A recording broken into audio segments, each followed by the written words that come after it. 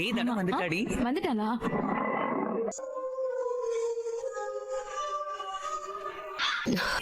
என்னாச்சு தனோ, காலையிலே டயர்டா வர? ஆமா நந்தன், கோட்டர்புரம் வரைக்கும் ஒரு சவாரி. டிராபிக்ல போயிட்டு வரதுக்குள்ள பாப்பா வந்ததுல இருந்து நிலா கூட சேர்ந்து நானும் அவங்கள தனமான்னு கூப்பிட்டு அப்படி பழகி போச்சு. முதல்ல அப்படி கூப்பிடுறத நிறுத்துங்க. கல்யாணம் பண்ணிட்டதுக்கு அப்புறம் தனமான்னு கூப்பிட்டு இருக்கீங்க. இனிமே நீங்க தனம்னு தான் கூப்பிடணும். சரி, நான் அவங்கள தனமான்னு கூப்பிட கூடாதுன்னா அவங்களும் என்ன சாருன்னு கூப்பிட கூடாது அப்படின்னா ஓகே. ஓ அப்படியா கதை? ஏண்டி நீயும் கல்யாணம் ஆனதுக்கு அப்புறம் இன்னும் அவரை சாருன்னு கூப்பிட்டு இருக்க? நல்ல கதையா இருக்கே.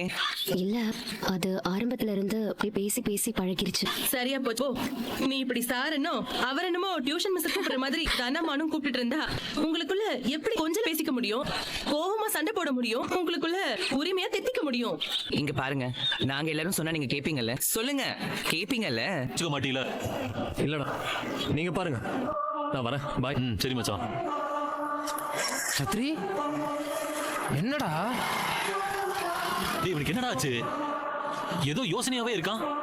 கொஞ்ச நாளைக்கு விட்டு பிடிப்போம் மாப்ள.